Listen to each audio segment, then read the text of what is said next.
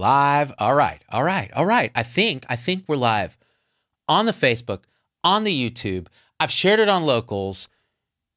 We're live. Guys, it is June 10th, 2021. The year is half over. Let that sink in for like a second. Like you blink and it's done. Like we're going to be in 2022 going, what happened? It's about 3:40 Pacific time. Bring your comments. I have no agenda today except whatever your agenda is. And so we're going to try to do this in a very alt-middle way.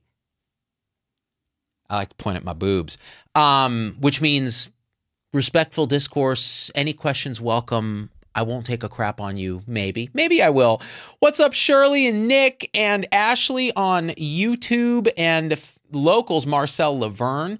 And on Facebook, we got tons of people. Jana King and Simone says, hey, Mr. Awesome. Hey, Simone, that's Dr. Awesome to you, okay? I didn't go to 4 years of awesome school to be called Mr. That's actually interesting. It's an interesting thing, this idea of credentialism. Like, what is this deal where we really love to put letters at the end of our name? Well, we work really hard for it and all that, but does it really matter? Well, it matters if you're building, say, a nuclear reactor. You want somebody with a PhD in nuclear physics or whatever to have helped design the reactor. And I think the same goes with a lot of medicine. There is this real big sort of fear of expertise, a distrust of expertise since information was democratized with the advent of the internet. I think people are very like, oh, well, what does he know that I can't just Google? And, you know, to some extent, it's good to be very distrustful of experts because they live in a bubble too, especially if they're not getting out of their bubble. You know, I don't know. There's some scientists that we could point to that might be like that.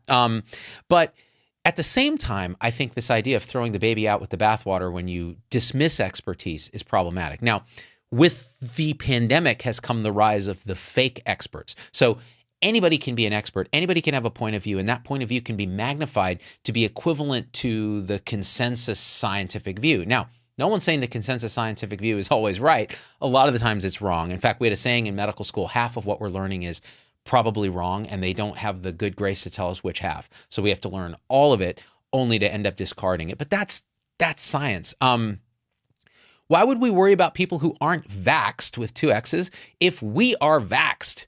With the questiony emoji, Valinda Coachella on Facebook. This is a common question that often comes up from people who are generally decided that they're not going to get a vaccine for whatever reason, okay? So they say, well, then why does my decision affect you? If you're vaccinated, you should be good, right? Now, this is a very nuanced answer, which means people will hate it.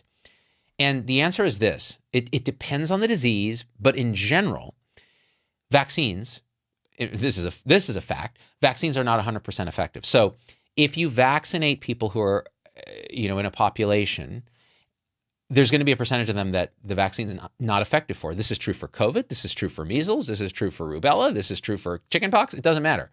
There's always vaccine failures, and that's because there's variation in the population, a million reasons for that. So the goal is you try to vaccinate enough people in a population that you generate enough immunity. They call that herd immunity. I prefer community immunity because it's got a softer edge to it, since the term sheeple is often used as a derogatory pejorative for people who go with whatever consensus science is. If enough people in the population are vaccinated, then there's enough immunity that a circulating pathogen, be it virus or bacteria or whatever, is unable to find good targets, and it tends to then die off in a way that it's very hard to get infected even if you aren't vaccinated, or if you're vaccinated and the vaccine's not effective for you. So the idea is there's this community benefit to getting enough people vaccinated that you provide protection. Now, what anti-vaxxers will say is, well, then why are you worried about us?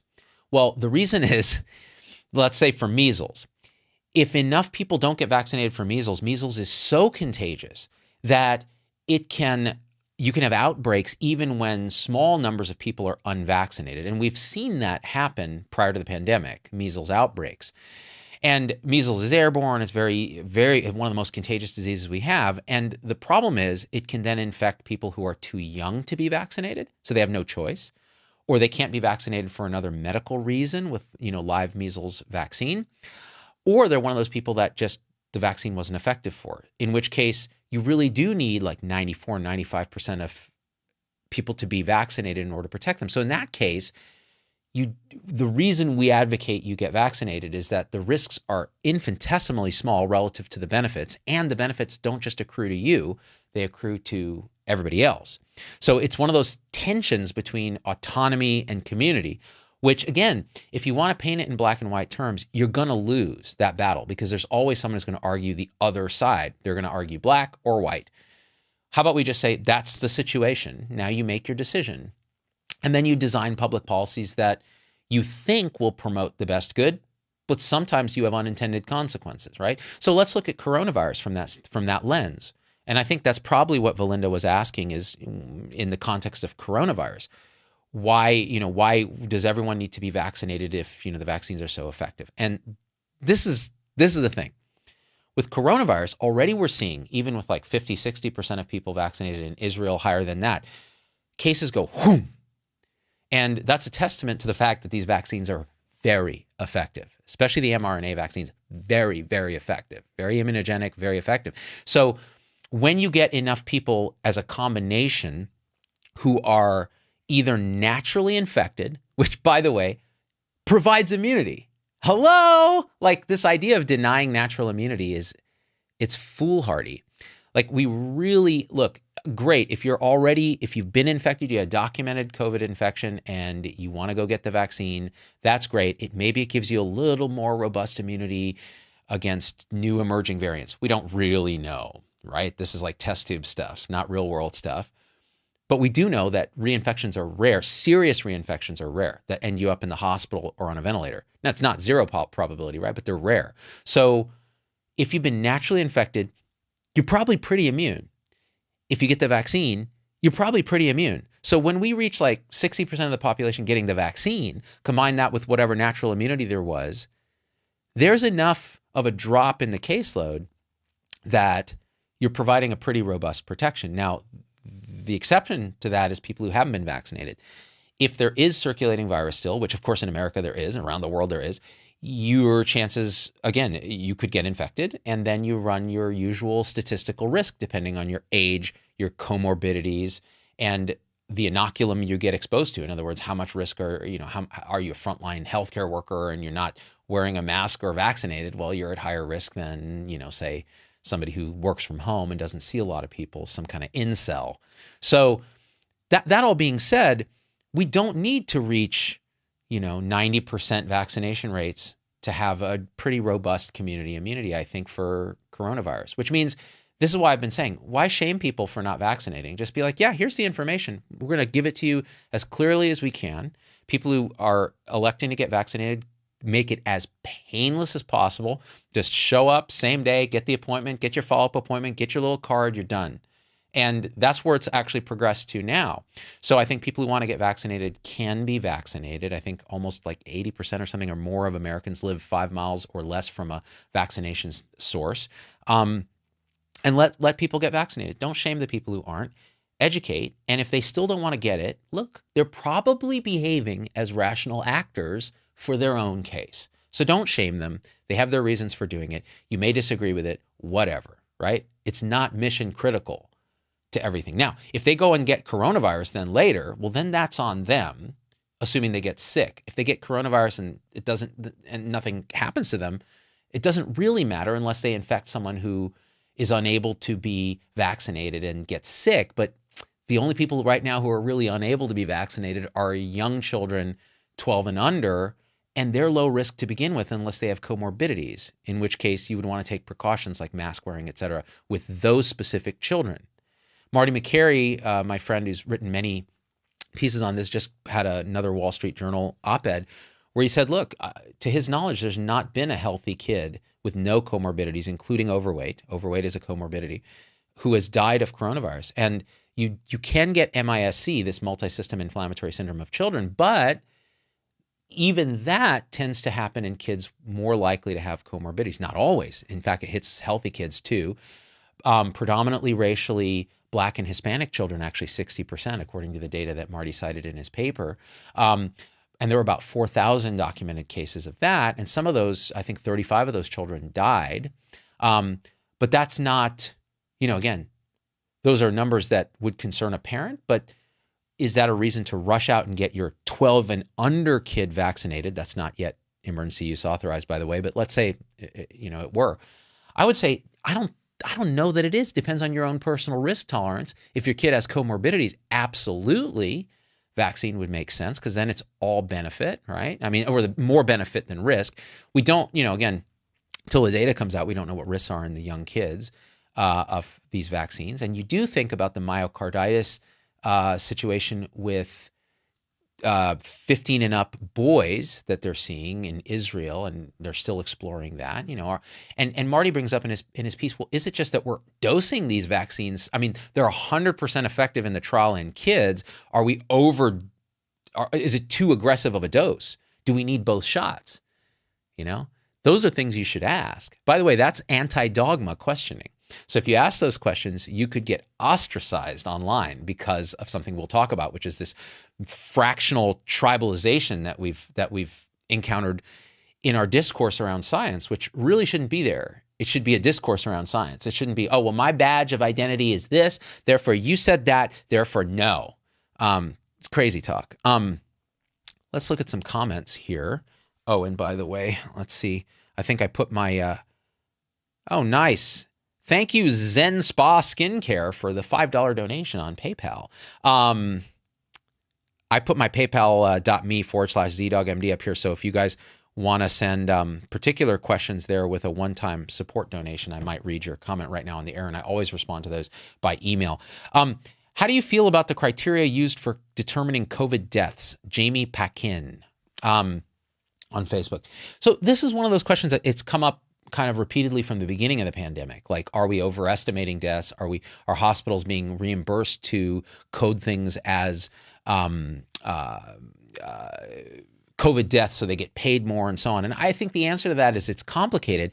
One way to kind of cut through that a little bit is look at overall excess deaths in a population. And, clearly COVID is real. It's not a hoax. Is it overblown? Is it overmeasured? I actually don't think so. I know there are instances where it has been mischaracterized, especially in children. So looking at kids, this is a specific case scenario. In kids, it has been documented that a lot of the kids who are documented as being hospitalized with COVID actually were hospitalized with COVID, not for COVID. So, and I forget the exact percentage, but they were in there for something else and happened to test positive for COVID. So then if they were to die, would you say that it was COVID that killed them, right? And the answer is, well, no, they died with COVID instead of of. So that's where the controversy comes from. I don't know the answer because we don't have all the data, but I'll say this. It almost doesn't matter at this point in the sense that we know this was a pretty harmful disease. The reason people ask the question is, well, we're using our mitigation strategies, mask wearing, distancing, closing businesses that are non-essential, et cetera, based on this number.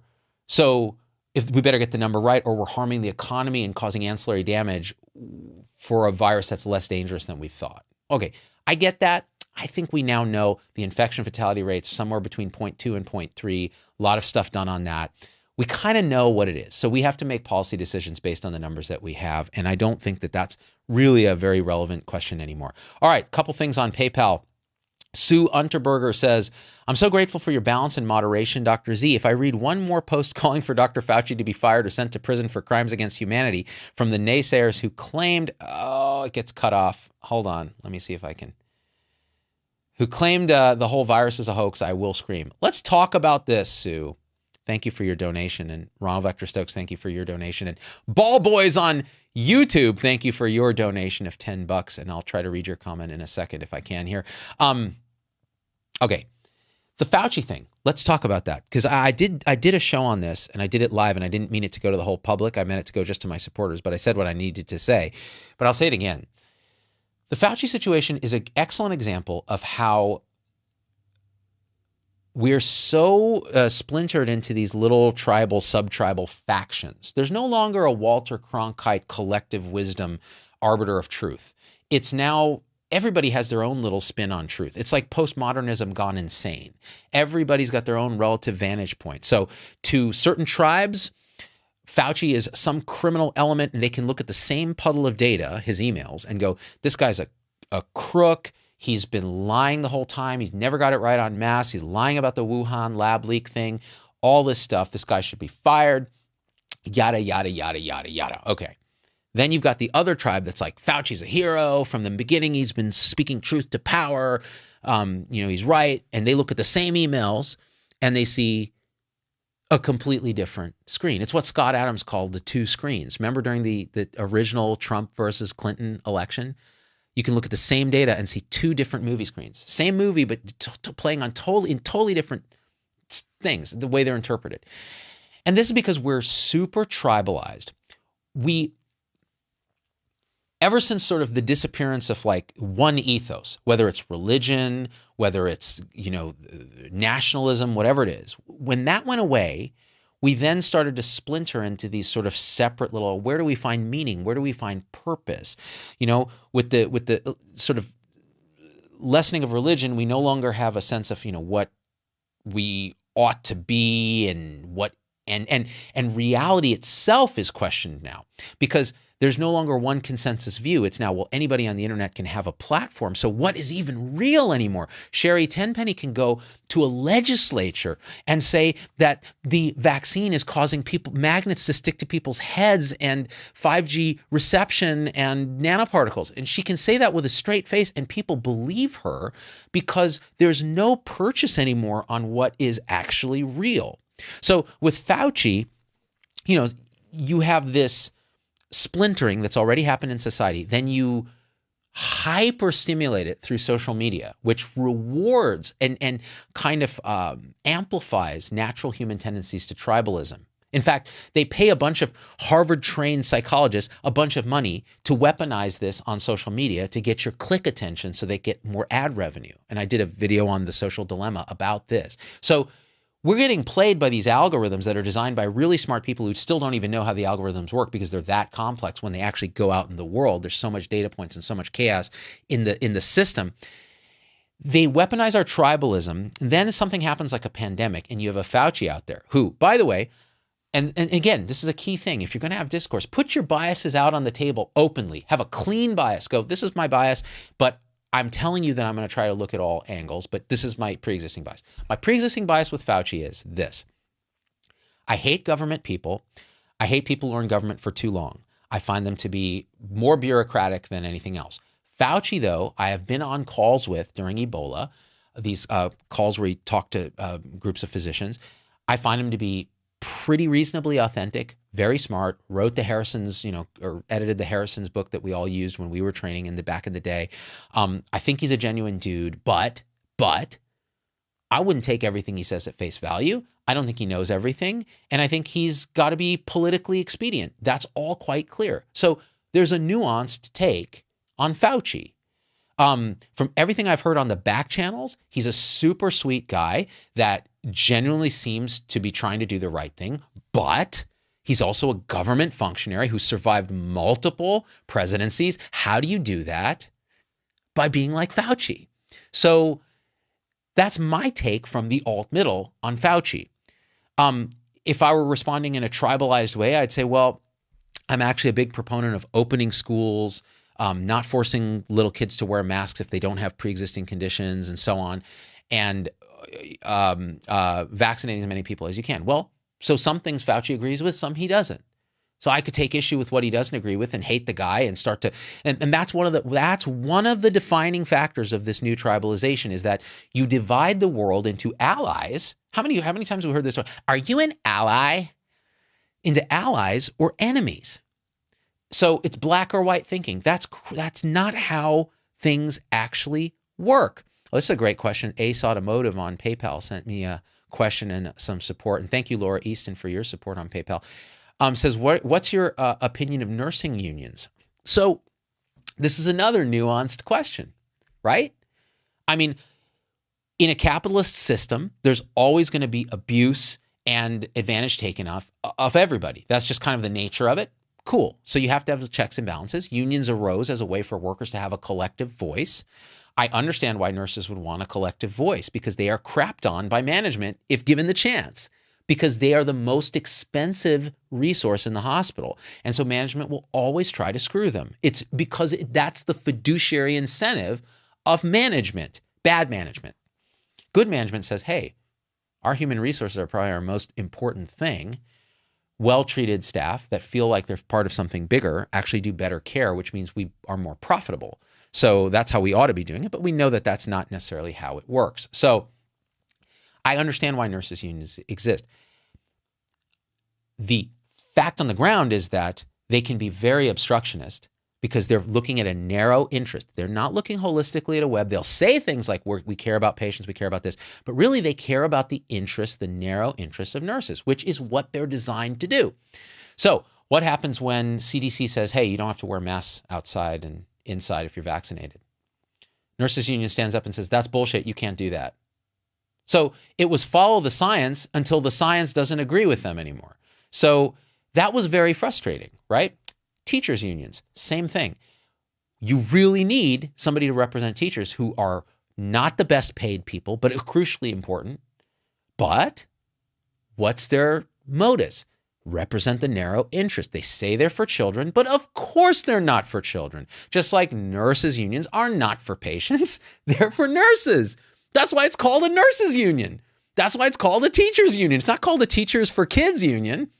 It's not called a nurses and patients union, right? So let's just call, everything in the universe wants to be seen for what it is. Let's just call that what it is. And there's nuance there. So the teachers unions make it difficult to open in-person schools in certain parts of the country, like right here in the Bay Area, where we are masked up still and vaxxed up at the highest rate probably in the country. We pretty much have herd, in fact, public health officials in San Francisco are saying we're pretty much at herd immunity in San Francisco. That many people have been vaccinated. So, you know, it's but the teachers unions, we still don't have open schools. Like my kids still aren't in school. It's the last day of school today. It's been a year and some months since my oldest has been in an in-person class. That's insane. We're going to look back on that and go, wait, what? Now, so you see my bias coming out. I'm putting it out there. I think this is a terrible thing. And it's based on data. But still, could I be wrong about that? Could we come back later and reanalyze the data and go, you know, there are all these cases of MIS-C we prevented and all these cases of this we prevented, and maybe there was more spread from kids to adults than we thought. Okay. If I see that data, I will come to you and say, I was so wrong. I'm glad we closed the schools. Next pandemic, shut them schools down. If it's the same dynamic as this. Okay, which it won't be. It'll be a different pathogen. However, that's not what we see so far. That's not at all what we see. So that's my take on unions. Now you can call me some kind of fascist or whatever. You can put me in your tribal bubble as ally or enemy. But I'm just telling you what my take is. Let's see. I promised somebody I would read their comment. Here it is. Well, Danielle Mateka, when Dr. Lulo coming back, I'm not a healthcare provider. I found you because your meditation content read The Power of Now when I was 15. I'm 20 years later, and it's all coming back into focus. Can we talk about that for a second? Angelo DeLulo was on my show. He's an anesthesiologist, wrote a book on spiritual awakening. He doesn't like the word spiritual because it turns people off, but it's true. It's spiritual awakening, meaning that kind of finding what your true identity is, which is you're not actually this stuff or your thoughts or emotions. You are the thing in which those appear. And that's not a thing. Call it awareness, call it consciousness, call it presence, call it God. I don't care what you call it. What I care about is if you're interested in that, if that calls to you. And Power of Now by Eckhart Tolle called to a lot of people. He said, hey, guess what? The present moment's a thing. And if you listen to that book again, if you haven't heard it in years, it is a very wise kind of pointing from a lot of different traditions to this kind of very universal concept that we're not this, right? So Angelo, we have 3 more episodes coming out with him. I have them here. I just haven't released them. They're all available for supporters now on locals.com. So if you go to zdogmd.locals.com and you subscribe for, it's like a minimum of $5 a month, you can just subscribe for a month and watch them all and then unsubscribe. Because they're that good. They're that freaking amazing. And where my show is kind of going after COVID, which is like now, is more of that. How do we really give ourselves the tools to be anti-fragile in the face of suffering and change? And I wish more medical people would get into this stuff because it would help our patients, but it would also help us so that we're less prone to the end stage of moral injury, which is burnout. We're still prone to moral injury. We're just less likely to burn out if we have these tools, because then we have some response ability. We can actually respond in a wise way to stressors. We can work to change system. We can change our job. We can work on ourselves. Go, oh, this isn't about me. I'm going to stop making everything so personal. This is not about a personal failing, right? And that's really what that line is going at. So thank you, Danielle, for being with us on this. There's more and more of that content coming. It's really all I care about. All this other stuff is BS. That and why we're so tribalized. How do we bring ourselves to an alt middle? That doesn't mean a political center. It means a place where we can have discourse and love and a we space where it's about us and we instead of me and it. It's not even another person. It's an it. It's an it. That's what social media does. It dehumanizes the enemy, turns them into your enemy. And now families get torn apart by this shit. It's crazy. Let's see. I will look at that, Les Proctor. Thank you for your comment. Thanks for the $5. Mel Vaughn. I promised somebody earlier on. Here it is. It was Ball Boys. Hey, Z, you hear about that Johns Hopkins study proving that transplant patients, people on immunosuppressants, get less of an immune boost from vaccines. Sounds like a great use of funding. So I did hear about that study. I didn't look at it myself. So everything I say now, you take it with a grain of salt. But they may have looked at immune markers as opposed to actual outcomes. So did they get more infected? Did they die of COVID, et cetera? And that's really what we care about. Immune markers are important, but only to the extent that they're a scientific interest. And maybe they correlate to actual immunity, but we don't know that, which is why, measures of immunity like that are very suspect. Just like, oh, you can measure a cholesterol. You give a drug that drops cholesterol, and then you just assume it improves mortality and outcomes. But you can't make that assumption because cholesterol is what we call a surrogate marker. It means it's a way that we can measure an outcome that isn't the outcome itself, because maybe that's you need more patients to measure that outcome. So if death from a heart attack is the real outcome you're measuring, your surrogate marker is cholesterol. Well, what if cholesterol doesn't perfectly correlate or cause death when it's high? Well, then you're just following a correlation, but not causation. So by lowering cholesterol, are you really going to save lives? A good example was a drug that was proposed a while back. I think it was a Pfizer drug that raised good cholesterol, HDL. And of course, we see in correlation studies, people with higher HDL have better outcomes from cardiovascular disease. Okay, great. That's where this legendary ratio of LDL, HDL comes from and all that. Well, what happens when they give the drug? Well, the HDL goes up. People didn't die less. In fact, I think they had worse outcomes. So by tweaking the marker, you're trying to wag the dog with its tail, right? That's not really how it works. And the same goes with coronavirus studies. We're often looking at these surrogate markers. We're not looking at the actual outcomes. What do the vaccines do in real world? They're actually even more efficacious. People are, the cases are, right? In vaccinated people. Now, some vaccinated people still get infected and very few will still get hospitalized and die, but it's way, way, way less than unvaccinated people. I mean, these things actually work. All right, let's scroll down here and see what's up. What's going on the PayPal side. A million people with double vaccine. Oh, thank you for the kind comment, Terrence. I'll respond by email. John Pab says, hey, Z-Doc, thanks for your alt-middle approach. Is there anything to be gained by waiting for the full FDA authorization versus emergency authorization with regard to vaccine risk analysis for my 17-year-old? Hang on, I got to open the actual PayPal to see the rest. Son, what a great question. Okay. John. So John's asking, look, these things have emergency use authorization for everybody right now. So 16 and up was the first EUA for Pfizer. 12 to up to 16 was the second EUA for Pfizer. And now they're working on 12 and under. The formal FDA approval would come after looking at more data, looking what's happening with all the, what we have out there, looking at VAERS data, the Vaccine Adverse Event Reporting System, and all of that, and seeing how this interfaces with other vaccines and other things like that for the formal approval. So the question is, should you wait for that? Well, here's a better question. We have a lot of data already that's available. You can go, okay, all right, so what are the risks? Well, in 17-year-old, maybe, very, we don't know yet. Is there a small chance that he could get myocarditis, inflammation of the heart, which usually isn't fatal, but it can cause disability and hospitalization, right? We don't know, but it's rare. But if it is happening, it seems to be happening more often in boys 15 and up. So is there an advantage to waiting? Well, only if you think that risk currently that we know about is intolerable. So if you're like, that's too much risk for me, I'm going to wait to see what they say. Well, I don't know that it'll change a whole lot.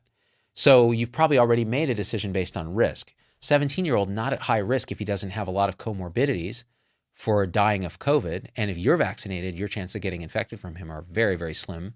So that's how you would kind of think about it. I don't know that FDA formal approval makes a huge difference. Now, where it is interesting is, can schools compel these vaccines under an EUA? Well, you would have to argue that it is an emergency. And in children, it is not an emergency. I'm just going to say that outright. And again, this is editorializing, and it is not an emergency that would require compulsory vaccination at this stage under EUA for children. Vinay Prasad and I agree on this point, and this is our opinion, but that's what I think. You could make the decision, you can give parents the choice, but requiring it under an emergency use authorization when it is not an emergency in children. Is it bad in kids? It could be. I mean, the MIS-C is a problem, right? And some kids do get it and do die. We've talked about that already.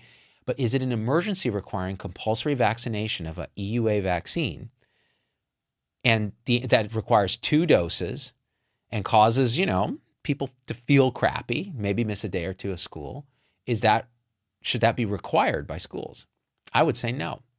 Now, when it's FDA approved and you again have more data and go, no, it's actually benefiting on this level, that level, this level, well, then you could argue, but even then, it's not, childhood vaccinations that are already compulsory for school, short of religious exemption or whatever the exemptions are that you pay some doctor to give you, those are a different subject because you need a certain amount of community immunity, et cetera, et cetera, et cetera. Those vaccines have long track record, blah, blah, blah, blah, blah.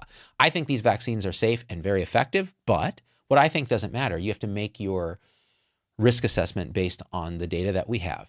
And so that's my thinking on EUA and kids. But what do I know? I'm just a rapping clown doctor. Let's see. Tara Fox says, hey, I know probably 50 vaccinated people, including myself, and I'm sorry, but no, not a single magnet or metal object sticks to anyone. All with, AstraZeneca, Pfizer, and Moderna as well. Just stop. Yeah, that whole thing. Look, there's a certain amount of there's heme in the blood. Some people just may be more magnetic. This is the dumbest thing I've ever seen. I'm just going to speak freely. This whole magnet thing. It's like, are these magnets? I've had very smart, compassionate people message me and go, I'm worried about this magnet thing. And I'm like, I'm not. Like, my whole family's vaccinated except for my youngest that can't be vaccinated. Am I worried that like a magnet's going to stick to her? Am I sticking magnets to her? No, because I got other things to worry about.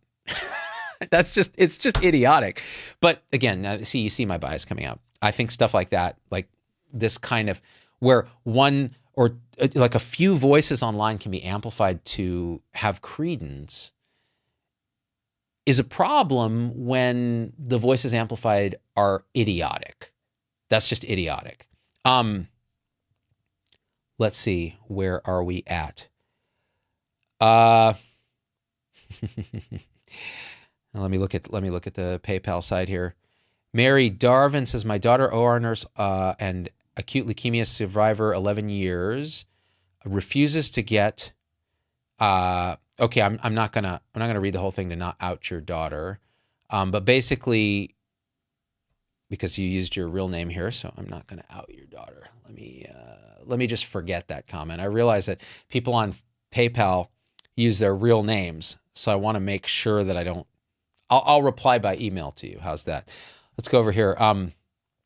Karen Wood says, great answer about the 17-year-old boy about to receive a COVID vaccination. I mean, that's how you can think through these things, and you can disagree with me, but I think it's hard to disagree with the thought process, although you can do that too. Brandon Tyler on YouTube says, during the pandemic, I was diagnosed with a spine disease, and while I was able to get vaccinated, I have to take a TNF alpha inhibitor, immunosuppressant. Should I continue to wear a mask, etc.? Okay, so this is, again, people care about their health in a way that it's pretty remarkable. You didn't notice it as much pre-pandemic. People were pretty fast and loose. Now people are like, hey, here's my situation. Can I do this? And the answer is, let's talk about it. So I don't know your age. It sounds like you have some immunosuppressant going on with the TNF alpha inhibitor. Should you continue to wear a mask? Well, you've been vaccinated. The question is, are vaccines in immunosuppressed individuals as effective? We don't fully know the answer. We have reason to think that they're at least effective, maybe not as effective. And so you have to do a calculation of age, risk, benefit. What's the risk of wearing the mask for you? If there's really no risk to you and it makes you feel better, and the risk of getting COVID for you is still not zero, but getting COVID for you is bad because you're immunocompromised, then you may elect to wear a mask. And this is why we can't have people shaming people for not wearing masks, and we can't have people shaming people for wearing masks. We have to accept that somewhere that person made a decision to do what they're doing based on the best available information that they had. You may disagree with their decision given the same information. You may have made a different decision given the same information, but you're not them. They're not hurting you by wearing a mask, right? And actually, I would argue by not wearing a mask, assuming you've been vaccinated, or you can have the capability to distance, they're not hurting you either. So live and let live at this point, educate, and be accepting and compassionate of other people's choices. It's not, this is not one where they're going to hurt others for the most part. Ed in Brazil. Hey, Ed, you're a regular on the live show. How are things in America? I am going to receive my vaccine soon. Congratulations. But I'm concerned about variants. Can you help me with that? So in general, these vaccines have been phenomenally effective against severe disease and hospitalization in COVID in the variants, including Delta variant from India and all this other BS they're talking about. Now, you're in Brazil. You have the Brazilian variant. The mRNA vaccines are very effective. The Johnson & Johnson vaccine seems very effective. The AstraZeneca vaccine, a little less so, but still probably against severe disease and hospitalization, quite good. I don't know much about Sinovac, Sinopharm, Sputnik, those other accessory vaccines, so I can't speak to that, but I think you will be okay. I really don't think that these variants are going to pose a major problem in the near future. I really don't. So get vaccinated with confidence or don't. But that's what I think about that. Let's scroll down here. Well, this is an interesting angle. So Simon Pritchard Hildrop says, we don't need to vaccinate people who are not elderly or vulnerable. Well, so let's unpack that a little bit. I agree that we should vaccinate elderly and vulnerable first, like absolutely first. And that's mostly been the case, mostly, right? Mostly. Some hospital administrators maybe cut the line. But then the question is, what about like people who aren't elderly? Now, and you got to define vulnerable. So aren't elderly, but not vulnerable means they don't have any comorbidities, right? And then you got to define what's that cutoff, right? Is it 50? Because the cases mortality goes up, right? I'm 48. I consider myself vulnerable because I have a clotting disorder and I'm 48. So am I vulnerable and eligible? And then what about like a 20-year-old who has no comorbidities, who's perfectly fine? Well, now you start talking about, well, they are the people who do tend to spread the disease, but if all the vulnerable are vaccinated, then do you really need to vaccinate them? Well, some of them will get sick and die. So that's why it's not the answer is, this is a question of policy, less of science. It's a question of policy. It's a question of, well, what should we do as a society? Where should we put our resources based on the data that we have? And the answer is, well, what we've elected in this country is to offer it for everybody above an age of X and encourage people to get it. Is that really strictly necessary? Well, we don't really know because we don't have all the data. But I would say this, if we vaccinate, this is my take. I think that if we vaccinate every willing adult and really push on vulnerable adults and elderly, assuming they haven't had COVID, if they've had documented COVID, then I don't think you have to push that hard because we got to respect natural immunity. And if we do that, we'll probably be okay. And then anyone else who wants to get it, it's fringe benefit for everybody, including for kids who maybe aren't going to get vaccinated. It just is going to lower the morbidity, the amount of work lost, et cetera. And these vaccines are really, and the thing is, I wouldn't say this if I think the vaccines had a really bad safety profile. These mRNA vaccines are very safe. The Johnson & Johnson vaccine and AstraZeneca vaccines, pretty safe. I mean, there's those subgroups of people that have that rare clotting syndrome, but it's still quite rare. And you can actually say, okay, well, for you, maybe an mRNA vaccine's better, right? If you're concerned about that. So this is how it's not black or white. It's a discussion. Now, a lot of people would have shut that comment down and been like, he's violating the dogma of what we're public health people are pushing. So, he's an anti-vaxxer by default. That's nonsense. He's being thoughtful. He's thinking, okay, logically, how would this work? Those are the questions you want to discuss. Let's see. And very smart scientists have actually proposed those things. And people like Jay Bhattacharya with the focused protection have really been pushing that. Get the elderly vaccinated first. Julia Boyce on YouTube. Daughter's company is making non-vaccinated employees wear different colored lanyards and segregate into different conference rooms. Maybe even not advance. Can they do that? What about HIPAA? Yeah, Julia. I have deep reservations about that kind of policy. Now, private companies can do whatever the hell they want within the bounds of the law, discrimination, et cetera. And HIPAA, you do wonder. But again, it's kind of like they're saying, well, you just got to attest that you have the vaccine. If you have to show your little card, you do wonder. There are certain employers that do require vaccines, or you can't, PPD testing and vaccines for healthcare workers. So there's definite precedent for that. But I mean, private companies, it's kind of like all you're doing is virtue signaling, health. This is how I consider it. And I've talked with Vinay on the show about this. If you go to work, you're asked to come back to work. Okay. You are vaccinated. You're pretty damn safe at work, especially when case rates are plummeting, which they are around the country because the circulating virus pool is much less. But there's always going to be some schmo who's infected. Now, what about the people who are unvaccinated? They have made a decision already that they don't think this thing is a problem and that not always, right? They have a bigger problem with the vaccine than with the virus. That's basically what they're saying, more or less. You can distill it to that. I have a bigger problem with the vaccine than I do with the virus. That's why you make that calculation, right? Risk and benefit. Ultimately, they may not think of it that way, but I think that's really what it is. So if that's what they're saying, then they come to work. It's very unlikely they're going to infect vaccinated people. If they get infected at work, well, they made a choice to go back to work and not be vaccinated. They could have quit their job. They could have refused to come. They could have made a stink. And then the work could have said, well, you can get vaccinated if you want or not, but you got to come back to work. That's the right way to do it. Because the only people who are hurt are the people who decide not to get vaccinated if there's enough circulating virus that they get infected and get very sick. That's really it. Why should work compel it? Because then all you're going to do is create anti-vaccine sentiment, try to find like fake medical excuses, create lying, real unpleasantness at work, polarization. Just don't need it. Thank you, Karen, for the stars and the kind words, Karen Wood on Facebook.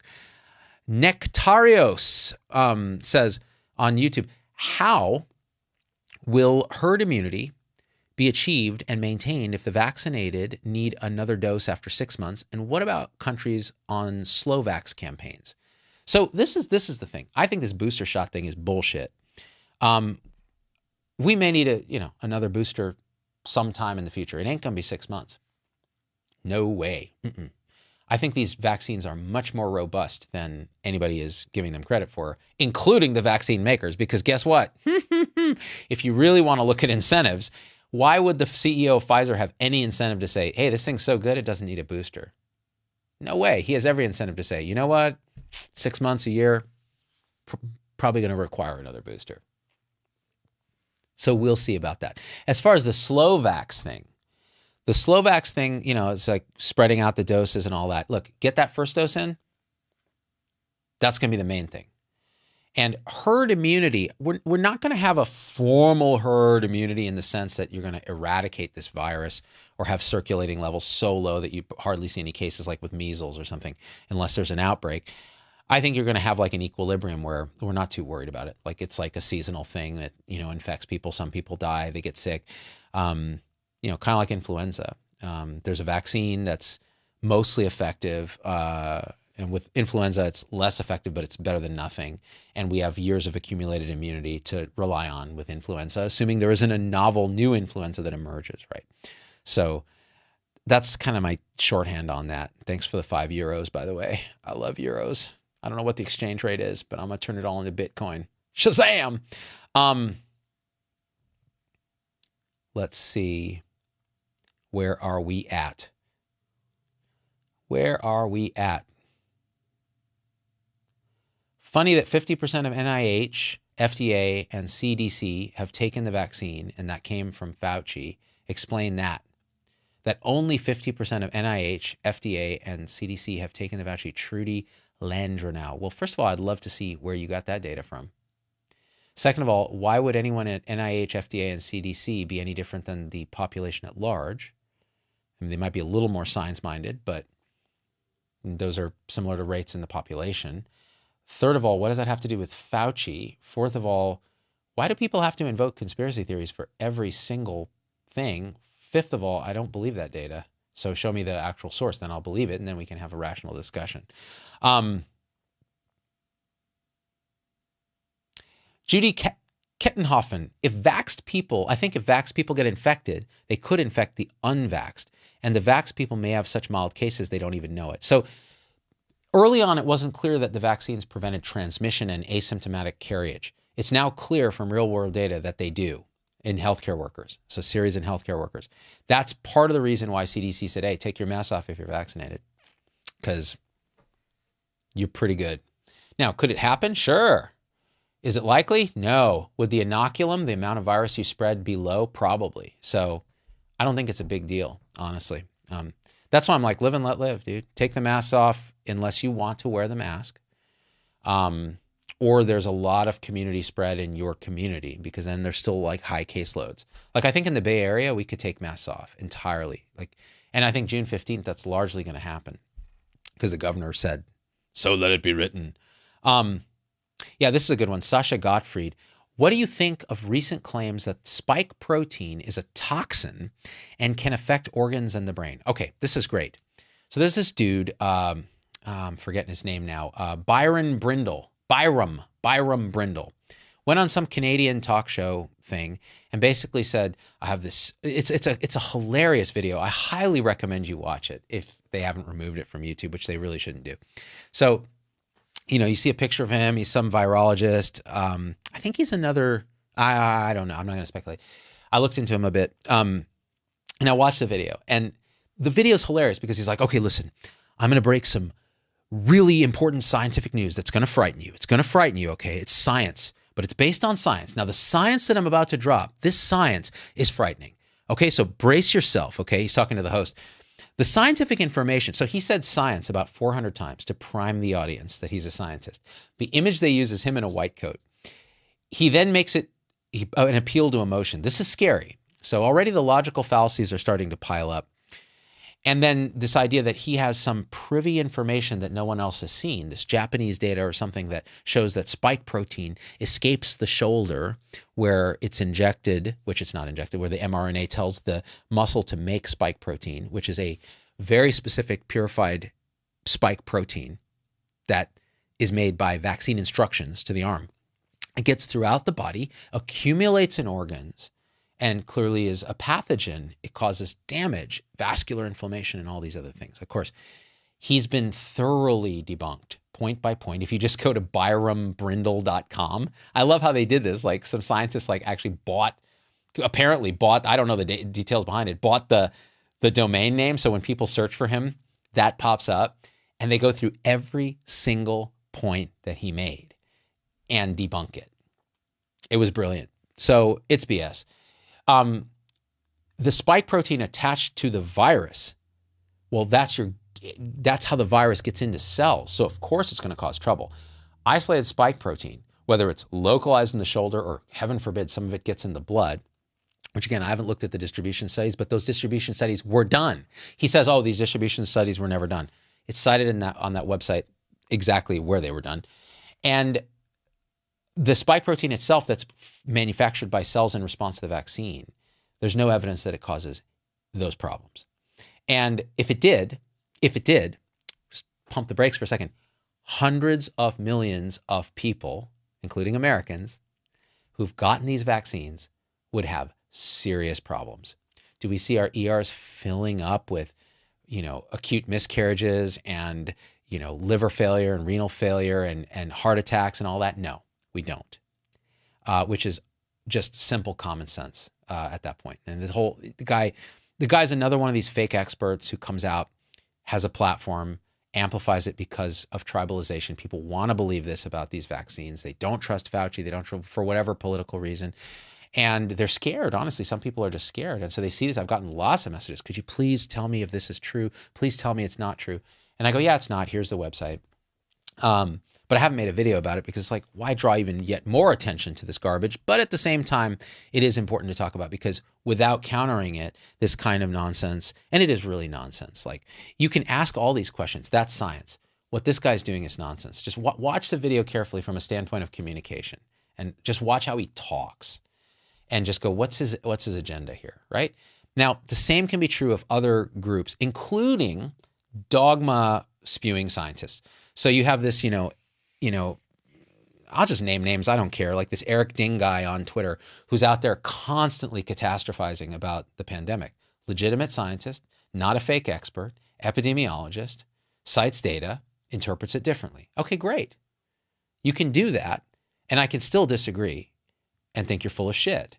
But at least you're citing decent data. And people who are politically tribalized around that, like, yeah, see that guy. We need to mask up and stay locked down and, Trump was wrong and all this other stuff. They're going to gravitate around that guy. And it doesn't help that guys like that wear their politics on their sleeves. So it's kind of like, hey, wink, wink, wink, wink. I'm lefty left. Come join my tribe of catastrophizers. Same with on the right. Hey, wink, wink, wink. I'm righty right. This vaccine doesn't work. This thing's a hoax. Come on, dudes. You'd think we'd be better than that. Like, this is grade school level shit. And the social media platforms just simply amplify. They're making tons of money off of your idiocy. The next time you want to post some outrage porn on Facebook or Twitter's the worst for this too. It's like designed around tribalization and shouting at each other across these mini tribes, to virtue signal on whatever side you're on. I mean, it's just frustrating to watch. Really frustrating to watch as an observer of it, just going, God damn. And I've fallen into the trap myself, but putting some outrage porn and knowing it's going to get a ton of shares and clicks. Of course it is. You fell right into the algorithmic trap and you're not advancing the conversation. You're further polarizing and tribalizing. No one is going to be convinced by your stupid ass meme. Not one person. Only the tribe that you're already in is going to rally around you and go, that's that. I feel a sense of belonging ever since we've been so divided and atomized and split off and feeling separate. Now I feel a sense of belonging to this tribe that really gets me, and we have our similar outrage memes that we're going to share and fuck everyone else. That's where we're at. That's where the whole spiritual awakening thing needs to come back. We need to look really deep inside. This pandemic has given us a window into ourselves. Do we choose to pull the drapes and ignore what we see? Or do we go, you know what? Not only am I going to open them up, I'm going to raise the window so there's no veil between me and what's actually really fundamentally true. There's beliefs and there's ideas and there's thoughts and there's memories and there's regrets. And then there's look right now, right here, right now, right here. And what do you see? What do you see when you look? In this very moment, can you feel anger and hatred and resentment for the idea that is another person online? That's an idea. If you recognize it for that and you let it float away and you focus on the present moment, the sights, the colors, the sounds, the smells, thoughts floating across the sky of your mind, beautiful, vast, open awareness that you are, and everyone is, how quick would you be to post that stupid ass meme that's going to generate emotional based clicks? Probably less so. Probably less so. All right, it's 4:30. We did like an hour or some shit. It's probably time to wrap this up. This was fun. Thank you guys for your great comments and questions. Thank you for all the support, the stars on Facebook, the PayPal support. Sorry, I couldn't get to everybody. I'll answer all the PayPal stuff by email. And the YouTube super chat is really great. Thanks to all my local supporters, YouTube and Facebook supporters, for funding all of this, for making it happen. They get 25% off our dope ass merch, which we make in little batches, kind of little bespoke collections that Risa Dubois puts together for us. All right. Share the video. Join the tribe if you want to go deeper on this stuff. If you're into the spirituality stuff, join us on Locals. Just go to zdogmd.locals.com and sign up $5 a month, or sign up for free at the minimum, just to be a member there. And we're going to do a lot more of that. And if you're not interested in that, don't abandon the platform. We'll still be doing everything else. It's just, I'm going to focus a lot of my own personal attention on attention. So, all right, guys, I love you. Now I got to figure out how to turn this off.